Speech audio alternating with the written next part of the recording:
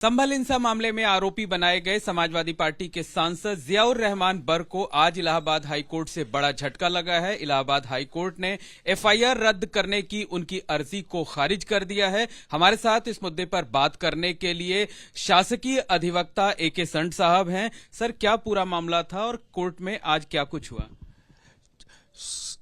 संभल के अंदर जो जिला अदालत के आदेश के अनुसार जो सर्वेक्षण कार्य चल रहा था, उसको लेकर 24 नवंबर को जो हिंसा हुई थी, उसके आधार के ऊपर कई एफआईआर पुलिस कर्मियों के द्वारा तथा कुछ व्यक्तिगत लोगों ने जिनके कि पुत्रों की उस घटना में मृत्यु हुई, उन्होंने दर्ज कराई थी।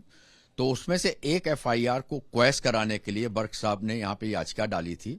उनका उसमें दो तर्क थे कि एक, मैं यहाँ था नहीं जिस दिन समय घटना हुई, दूसरा एक ही घटना की अनेक एफआईआर टीटी एंथोनी के केस के हिसाब से गलत है, इसलिए इस आधार पर इसको रद्द की जानी चाहिए।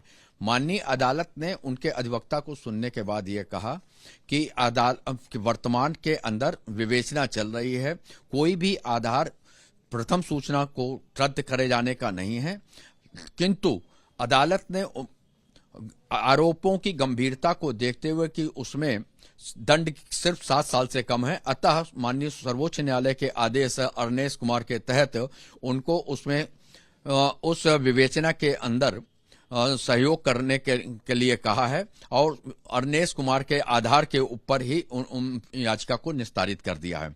अब बर्क साहब को अपनी ओर से पूर्ण सहयोग विवेचना के लिए करना होगा।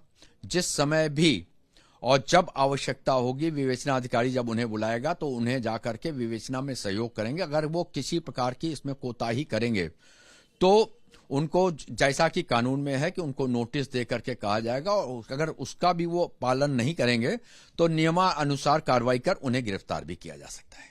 गिरफ्तारी के मुद्दे पर जो रिलीफ है वो कंडीशनल रिलीफ, ये 7 साल वाली में हमेशा कंडीशनल ही रिलीफ रहती है कि आप कोऑपरेट करेंगे इन्वेस्टिगेशन में। अगर आपका कोऑपरेशन नहीं रहा और विवेचना अधिकारी को लगता है कि ये हमको कोऑपरेट नहीं कर रहे हैं और बिना इनके कोऑपरेशन के विवेचना कंप्लीट नहीं हो सकती, तो वो उनको गिरफ्तार कर सकता है। लेकिन सर, मेन प्रेयर तो ये थी कि जो एफआईआर उनके खिलाफ दर्ज है वो एफआईआर कोर्ट जो है वो रद्द किए जाने का आदेश जारी की, उसमें क्या?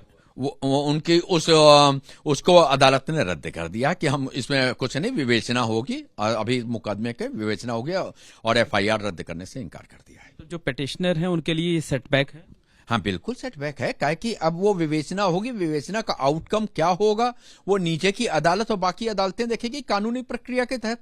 लेकिन वर्तमान में अदालत ने मना कर दिया कि हम किसी भी प्रकार से इसका एफआईआर को रद्द नहीं करेंगे, क्योंकि प्रमा फेसाई केस बन रहा है, उसको देखते हुए। सर, आप लोगों की तरफ से यानी स्टेट की तरफ से क्या दलीलें कोर्ट में दी गई? आप लोगों ने क्या कुछ कहा?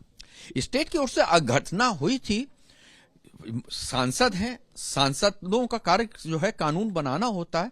अगर कोई जनप्रतिनिधि ही इस प्रकार कानून का उल्लंघन करने में आगे आएगा तो उसको न्यायिक प्रक्रिया के अनुसार उसके विरुद्ध कार्रवाई की जाएगी। यही हम लोग की दलील थी कि उनको अपने पद और उसकी गरिमा का भी ख्याल करना चाहिए कि वो कानून बनाते हैं, वो कानून तोड़ने का उनको कोई अख्तियार नहीं।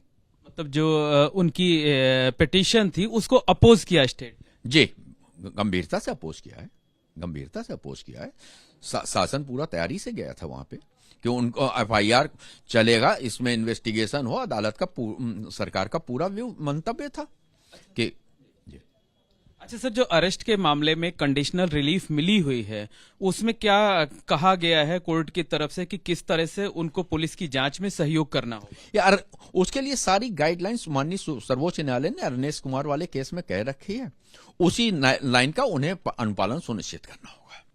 तो धन्यवाद। ये हैं एके संट साहब, शासकीय अधिवक्ता हैं, और आज उन्होंने बताया कि सांसद जियाउर रहमान बर्क की तरफ से जो याचिका दाखिल की गई थी उसमें मुख्य प्रेयर यही थी कि एफआईआर क्वैश कर दिया जाए, लेकिन कोर्ट ने उस दलील को नहीं माना। कोर्ट ने कहा कि इस मामले में एफआईआर रद्द नहीं होगी, जांच जारी रहेगी, लेकिन उनको कंडीशनल रिलीफ इस बात के लिए जरूर दी है कि फिलहाल उनकी गिरफ्तारी नहीं होगी, लेकिन उन्हें पुलिस की जांच में सहयोग करना होगा। For exclusive and insightful videos, subscribe to our new channel ABP Live Premium.